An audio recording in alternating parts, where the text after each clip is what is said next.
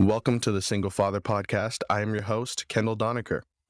This podcast is dedicated for anyone out there who's dealing with mental health and fatherhood. You'll hear about my struggles, my defeats, my victories, my highs, my lows, my triumphs, my tribulations, and everything in between. I like to call this a collection of journal entries into my struggle and adapting to single fatherhood. Without further ado, let's take a look inside my journal, the Single Father Podcast.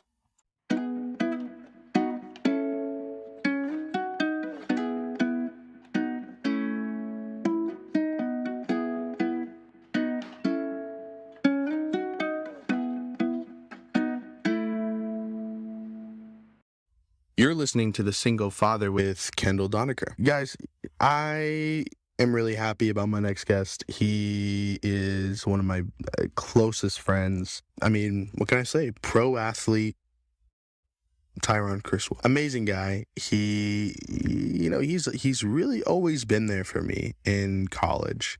You go to college and you're new and you don't know a lot of people and you're trying to make friends, and there's this one person that you click with right away, and he's one of them.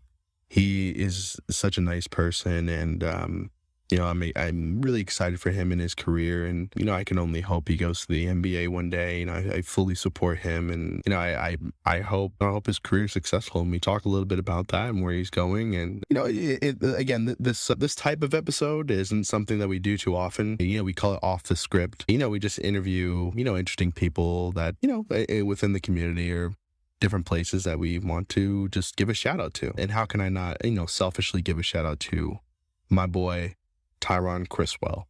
So for better or for worse, here we go. Hello. Hello. How you doing? Very, very good. All right, I'm with Tyron Criswell, star at the University of Nevada, Reno. How you doing? I'm pretty good. How are you? Amazing. So, this is my first podcast with you. And where did I meet you at? Met you at a bar in Reno, right? Yeah, we met. I think it was called the Wolf Den at the time. Yeah, so we met there, and that was actually my first year at Nevada. And that was like 2013. That was like a long time ago. Yeah, well, 2014. 2014. Yeah. Yeah, that just proves that I've been in Reno too long. All right. But so tell me, how did you get started in basketball? Honestly, I just played it a lot when I was little, growing up, and I played football too. And my main sport was actually football, and I didn't really take basketball serious until I would say like ninth grade, when I really started feeling a passion for basketball. So I started shifting more towards basketball over football. What made you want to do that switch? Honestly, my mom was a big part of it. My dad was a great football player in college, and he wanted me to play up through high school and that, and I played, and it was just kind of losing passion for it. And then my senior year, I broke my shoulder, and my mom's like, "You getting hurt too much playing football, blah, blah, blah. You gonna play basketball from now on." So when she told me that, I was just like, well, I do kind of like, at this point in my life, I like basketball more, so maybe I should just take basketball more serious or whatever. So that's kind of when I was just like, let me go do this basketball thing instead. Well, plus you're incredibly tall. I mean, I couldn't imagine like Yao Ming playing football. I'm not that tall, but okay. And then, so where did it go from there? So how did you got picked up scholarship wise? What was the first school you went to? Yeah, so after high school, I had no Division I offers, full rides anyways.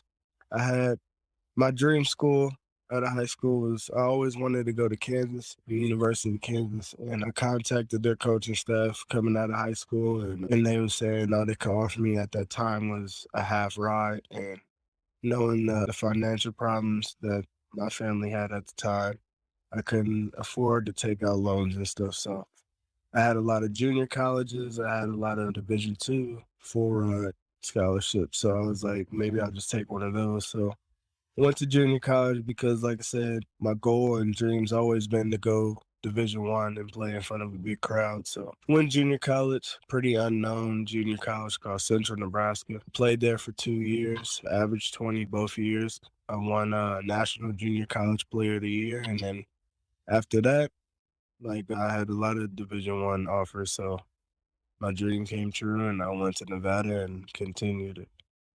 So, why did you choose Nevada over a lot of these other options? Honestly, because junior college, as you know, is a 2-year program, and you have a 4-year clock. So you can only be in college for 4 years actually playing. So after junior college, I only had 2 more years. I had like bigger schools like University of Nebraska. I had Auburn. I had West Virginia, Cane Lake. But out of the other bigger schools I had, I know me coming from junior college, I only have 2 years to really try to make it somewhere. And with those bigger schools, they're getting, the top 100 guys like every season. So I didn't want to be put in a situation where I would have to sit the bench and sit behind somebody. And what Nevada was in my ear talking about was I'll play a lot of minutes. I'll stay on the floor and at that. And as a basketball player, that's exactly what you want to hear. You want to hear that you'll get on the floor a lot, and Nevada's a good program. So I figured, why not? So I chose it. So you really have that hustle in you. I mean, I know some people who just want the scholarship just to go to school, but you really wanted to play. Right. And so when you got here, was it Coach Mudd this entire time, or? No, it was actually my junior year. It was Coach Carter, and he was kind of on the hot seat, which I didn't know about. Being on the hot seat pretty much means like he's had a couple bad seasons prior, so they were looking for a coaching change too. If he didn't change the program around, and as you know, my junior season was not a good season. Like we won like 9 or 10 games, and literally after the last game of the season, he got fired, and he just came into the locker room saying he lost his job and no one else see us again. And that was pretty much it. And that was the last time I seen him. So it was just crazy to be a part of. And then my senior year, that's when Coach Musselman came. And how was that new dynamic? You have a new coach. You just got there, and the coach that you had just got fired. And when you got there as well, you didn't have a good season. Did it kind of unmotivate you? With this new coach, or how did that work out? It was a lot. It was a lot going on during the thought process. I was a lot of my friends playing at other schools were kind of in the same situation as me, but they ended up transferring and going other places. Me only having 1 more year, I was honestly thinking about transferring because I didn't know who the new coach was going to be, and I knew it was down to Coach Musselman and another guy. And but I looked at his background and seeing that he was an NBA, a former NBA coach. He's coached all these great colleges, and honestly, when they hired him, I was like, maybe that's a good situation for me because at the end of the day, the goal is to get to the NBA, and he has all this background and he has connects to do so. So that was honestly what made me stay. So, and then when I met him, he just kept it real with me. Just like he told me and another guard that we're seniors on the squad, so it was our team. So our success is what we make it pretty much, and I liked how you put that in our hands. And you kind of really did that success pretty well. I mean, so when you first got there, it wasn't golden, but when Musk came around, it seems like the team really turned around as well. Yeah, definitely. He's a great coach. He's just so passionate about this game, and when you have as much passion as that man does, then it's unbelievable what heights he can reach.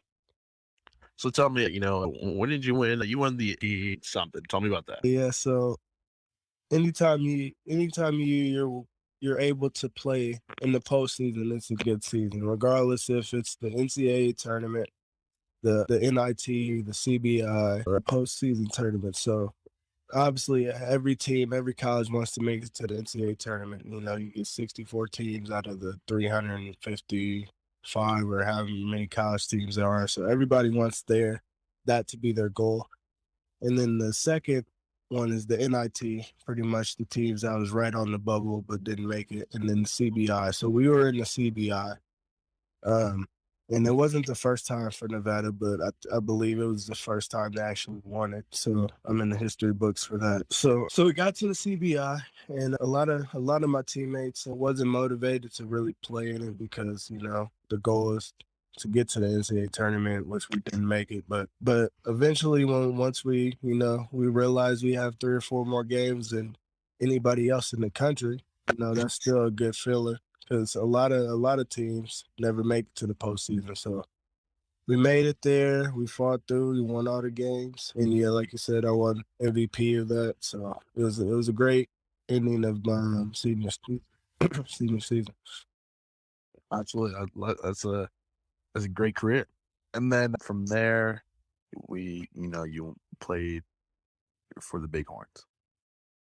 Yeah, I got drafted to the G League. Unfortunately, when I did, I was battling an injury, so they waived me. So I had to sit out for a little bit to heal up. And then I eventually went to go play in the CBA, which is an American Pro League that I played in Illinois for. And I won the MVP of that as well, coming off that injury. So, and then after I got a chance to go overseas, I went to Israel and played there and was doing really well there. I was averaging big numbers. We was 18-0 when I was there, and then unfortunately again I broke my foot. So I've been kind of battling injuries the last 2 years, and I just got cleared not too long ago to play this game again. About a month and a half ago, I got cleared again. So now I'm just back on the grind and seeing what's next for me.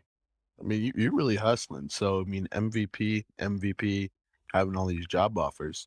How close do you think you are to NBA status? Because Um, before you went to American League, you had a little something you're dealing with. And, we went off to talk about that. We went through it. You really hustled out of it, and so you came a long way and really proved your credits. So what do you think is next? Yeah, I mean, definitely proves quite a bit so far. The goal is definitely to make it to the NBA, and I'm not going to give up until I get there. And even when I do get there, I still want to succeed while I'm there. Right now, I would say I have a lot of G League workouts, and I have 2 more NBA ones coming up that I'm really excited for. And I had a Dallas Maverick one not too long ago, like 3 weeks ago now, and I got some feedback from them, and so hopefully it's going up. I also have some overseas situations still going on, but at the end of the day, I want to stay in the States and either play in the NBA G League for this coming season or crack an NBA roster. So wheels are turning. Yeah. So let me ask you, it's interesting talking to someone who, goes to all these different places, but when I set up camp in a student apartment or the dorms or something like that, I really try to make it my home. I mean, you see my room, I put posters all over the place and everything like that. So how does it feel for someone in your position who is never really, in the lack of better words, you're just traveling around all the time. So I don't think you have time to put posters up or anything like that. I mean, that you could be going here or there at any moment. Yeah, it's kind of tough, especially, when you don't really know exactly where you're going and when you could go, because the way overseas works is if it's a good offer, if it's a good offer, I'll take it. But the thing is, like overseas works, they'll call you up, they'll call you or your agent, say we're really interested, we want to bring you in for this amount of money for 6, 7 months or however long, but we need you by Friday. You know what I'm saying? So it's Tuesday now. That means you would only have 72 hours to get there. Like get all your stuff ready, pack up, and you're out. They only give you a few days to get there because they need you like ASAP. So that's the tough thing about overseas. But overseas is a great experience for sure. But yeah, like I think it's a little easier for me because I have a great supporting cast back in Reno because I do have an apartment out there still. And so that helps me for when I do need to go back home and kind of settle down for a little bit until basketball picks back up, So, but during the summer, yeah, like you said, I'm traveling everywhere. Been in Arkansas, Dallas, and then I go to DC on Thursday, and then New York, and then Canada, and then LA. So I'm all over the place. Well, if nothing else, I mean, you get to travel all these places, and that's an experience alone. Right. Closest thing I had to that is I was living in the Highlands with my dog. It's an apartment complex in Reno, and they found out that I had my dog without paying for it. They said leave by Friday, so that's the closest thing I had to where you're going.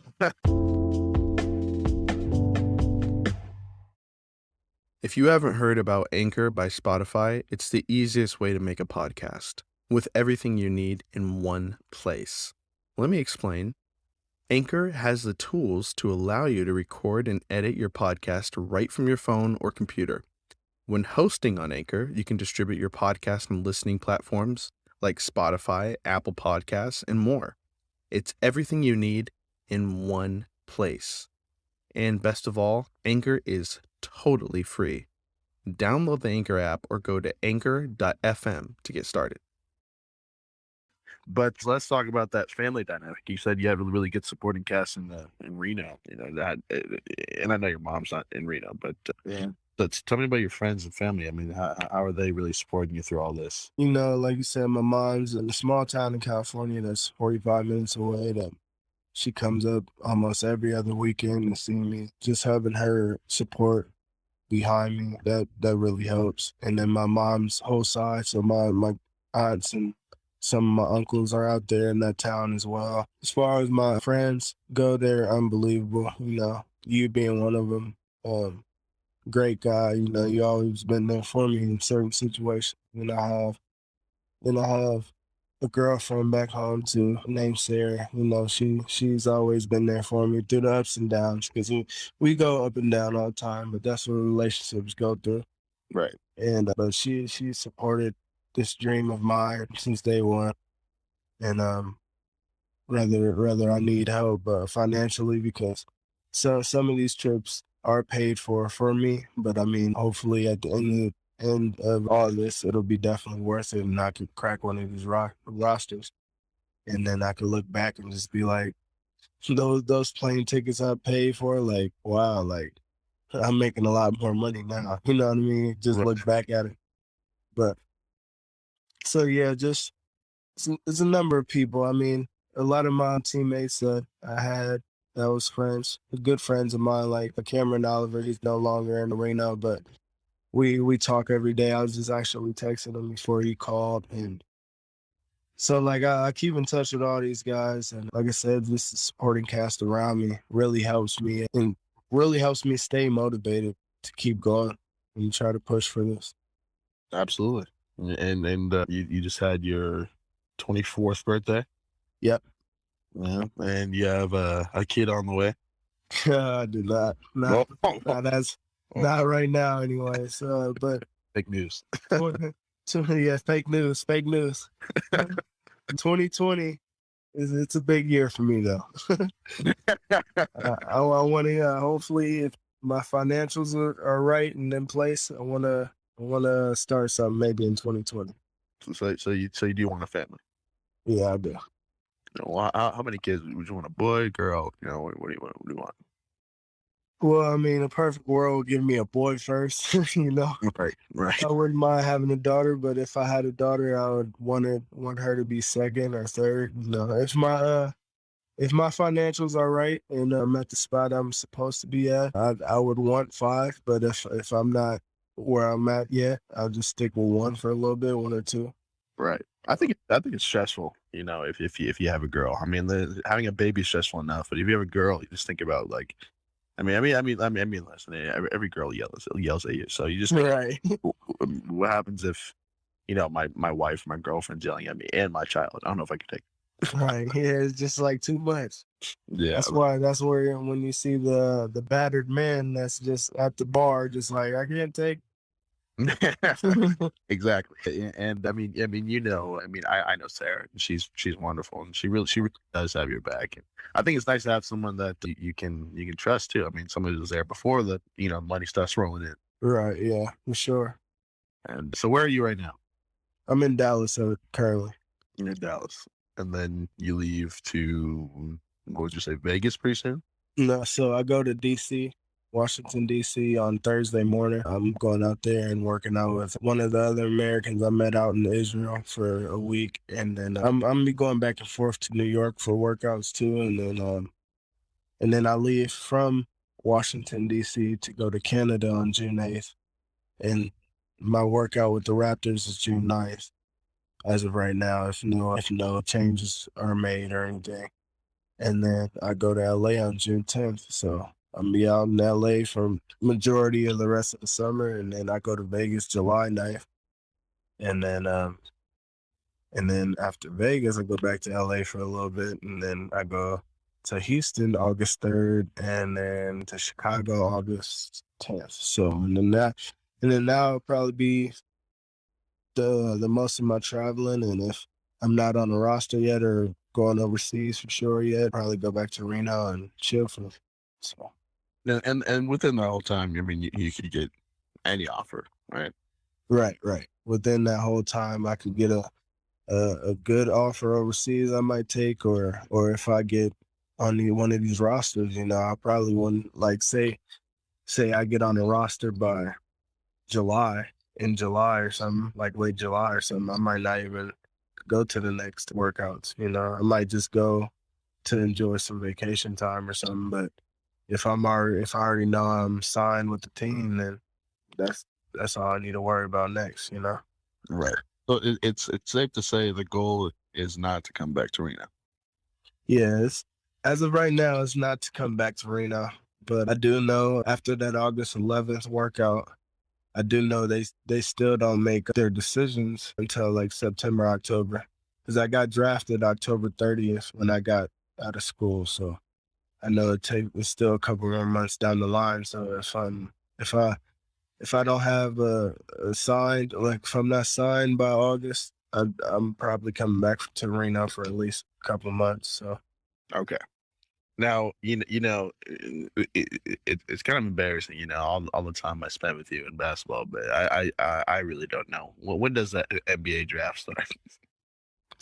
NBA draft is actually in June. Okay. I believe it's like June 20, high June 20s, on June 25th or 6th or something like that. Mm. And a lot of guys, as you know, it's only 60 picks. So it's kind of tough. We got a couple guys from Nevada in there this year, though, that I'm not sure if they're going to stay in the draft or if they're going to pull their name out. But who knows? We'll see. Can you name drop anyone? Huh? Can you name drop anyone? Yeah, the twins, Caleb and Cody Martin, they're in there. And then Jordan Caroline's in there. But Jordan Caroline just took his name out about 3 days ago. So he's going back to school for the year. And then I still haven't talked to the twins. I talked to the twins. Well, I talked to Cody. I haven't talked to Caleb. I talked to Cody about a week ago, but as of that time, he was in LA working out the Lakers and whatnot, and he said he had a good showing out, and he still doesn't know if he's gonna keep his name in or go back to school. So I haven't talked to him for about a week, but we'll see. It's been a good year for Nevada, Sweet 16. Yeah, it's been a great year for him. Yeah. So, last couple questions. What's if you got drafted, what's your team like? What would be ideal for you? Honestly, it doesn't really matter. Honestly, for me, I mean, as long as I make it there, and I'm in a good organization, that's all that matters. But if I could pick like a certain team I would like to play for, and not because they're like my favorite team, but I just know that they've been on the down these last couple seasons, and I know they need help. I would probably say like the Chicago Bulls, the teams that were on the top at one time and they just fell off, So I would say Chicago Bulls, the 76ers are coming up. The Nets need help. The Knicks need help. So it's a couple organizations that I know I can help scoring wise, defensive wise. So I hope one of these teams give me a chance. See, I noticed you didn't mention the Detroit Pistons. Because I mean, the Detroit Pistons, they're kind of on the bubble. You know, they're not terrible, they're not great yet. But I mean, with the couple trades they've made, I believe they'll be better this coming season because they got Blake Griffin now, and Andre Drummond is playing well always. So Right. Well, I would just they might have a turnaround season. Let's see. right. Well, man, it's a pleasure speaking to you. As always, keep up the grind. And man, I've known you for a long time. I'm gonna get you back on this podcast eventually. You're my first one. Isn't it crazy? You're always my first. Right. You're always my first. And speaking of Chicago, I just got back from Chicago. That place was amazing. You've been there, right? Yeah, I've been there. Yeah, man. I went to downtown Chicago though, so it was a little nicer. When I think of Chicago, I didn't think of good things, but it was Right, yeah, because you only hear about the bad. You really do. Chicago is really beautiful. Man, I fell in love with that place. In fact, I wanted to move there, but so someone told me not to get caught in the trap. They have like a lot of bad winters. I don't know. Yeah, I mean, Chicago's like anywhere in the Midwest. The winters are tough. The summers are super hot. But I mean, at the end of the day, if you can handle the weather, the downtowns, the amount of activities you could do, just unlimited. Yeah. So, well, wherever you end up, I look forward to you moving, Sarah and myself up there. All right, man. Well, shoot me a text with this pod. You'll promote this podcast. You'll do that for me. You'll put it on your Instagram or Twitter or something like that. I know you will. All right, I'll see what I can do. All right, man. Love you. All right, love you. All right. Well, that was a good episode. Yeah. There's not much about that guy that I don't already know, but I definitely got to give that guy a shout out. I'm really proud of him in his career. He's an excellent basketball player. He's you ever heard of people who will go to like a bar and then they'll con people in playing pool? I con people into playing basketball. I'm like, you and my boy, 2-on-2, $100. They're like, oh yeah, I got you. And then he, Tyron Criswell shows up. We call him TC. TC shows up. Yeah, I won that $200. And I say I won it because I did not tell TC that there was money on the line, or he would have, I would have had to split that. But anyways, it was a good episode. Really thank him for being on the. It's nice to just talk to your friends, and just learn more about them. Him and I, men, we don't really. We say, hey, what's up? How you doing? And talk about ladies and drinking and things like that. But, it's nice to just say, how are you doing? What's going on in your life? And I feel like I really got that today.